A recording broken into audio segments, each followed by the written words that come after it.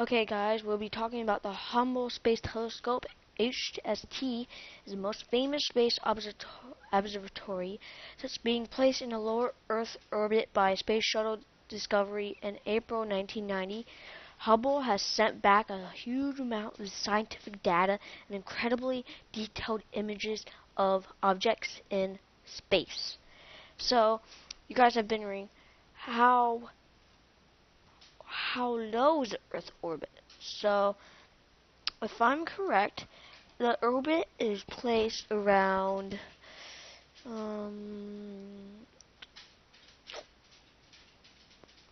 oops.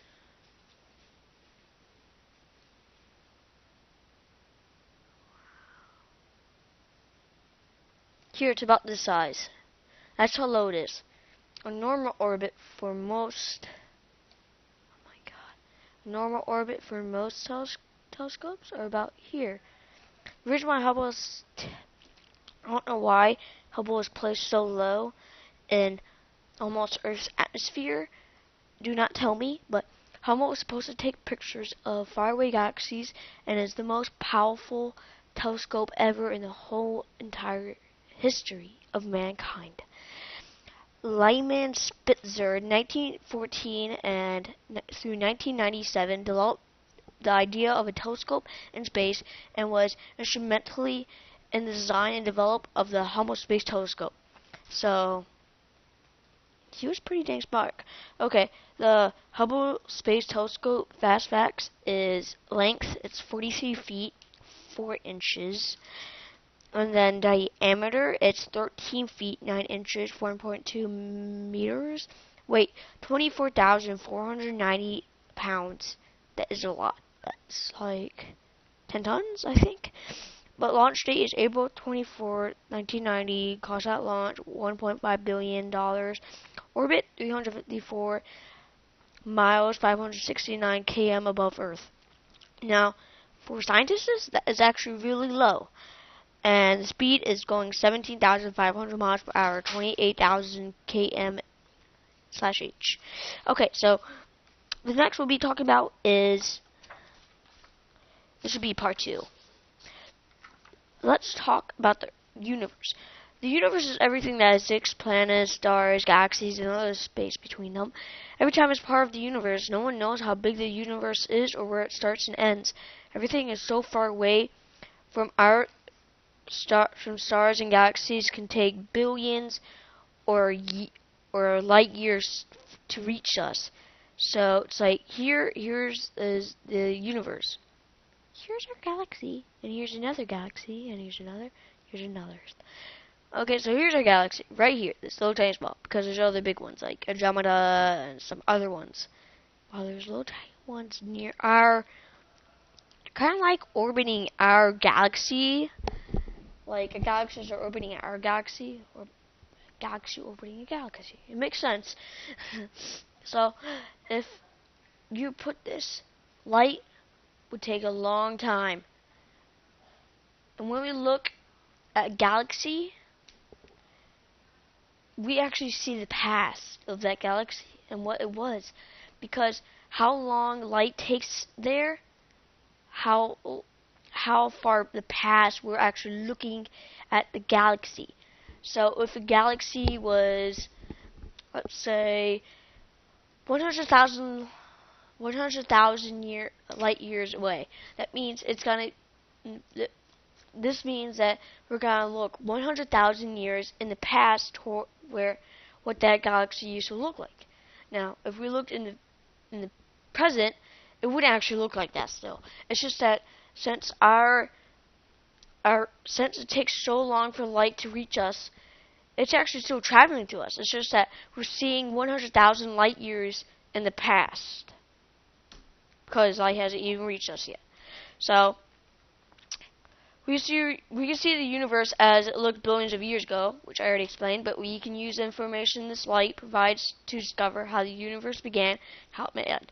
So if you looked in the center of the universe, which we are already in the center of the universe, but it would actually be where the Big Bang exploded there would actually still be particles, and we'll actually see the past of that Big Bang and see what it looks like. But since the Big Bang doesn't exist, we can't see what it looks like. So I'm over at 5 minutes, so that's a long time. But the Big Bang, when the time only lasted 1.0 seconds, the temperature of fireball 1032 K, 1027 K, 1014 K, 108 K, and then it took 3 minutes for the universe to begin, and then yeah, that's mostly it. And then scientists believe that the universe was born in a huge fireball about 13.7 billion years ago. This Big Bang was the beginning of everything, time and space, as well as all the matter and energy in the world, in the universe. So imagine just a pea-sized ball creating over a billion light years across. That's amazing. Well, for a small pea size, of course. But hey, where did my Doritos go? Oh, I had my Doritos. Okay, which came first? There is no before the Big Bang because time and space did not exist. That is actually correct because without the Big Bang, there would be no universe. And the question is, who created the Big Bang? People say God created the Big Bang, but who created God? Well, people say that God got created by, well, God didn't get created. He doesn't follow time itself. So that means he's only 0 years old because in real time he's not even our real time. He's like in a different time than us. So he's like 0 years old if he goes in our time. So people say that there's another time for God and that he lives in another time than us while we live in a lot different time, which means he's only 0 years old and he created the Big Bang, but we don't know who was after before the big God. So we won't talk about that.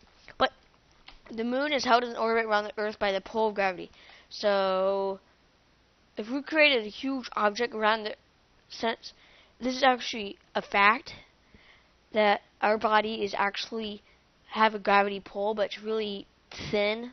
It's not that good, so we can't. So we don't have a very good gravity pull.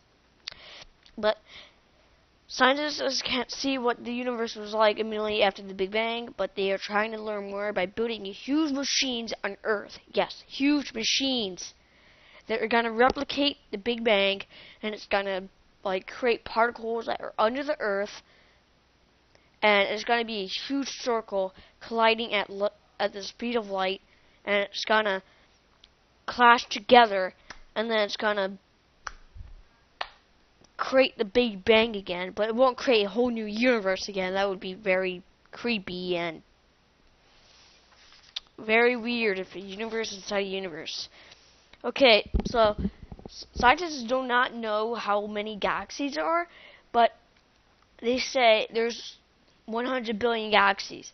Whenever you look in the sky, the universe is full of galaxies. Huge star systems are tied together by gravity. The first galaxies began to form less than 1 billion years after the birth of the universe in the Big Bang. Okay, so there's dwarf galaxies and they're giant galaxies. We're the giant galaxies, while the dwarf galaxies are orbiting our galaxy, while there's another galaxy, which is called Andromeda, which is supposed to hit us in over 1 billion years. So guys, this is the end of part 1. So I'll see you guys tomorrow, and bye guys, subscribe.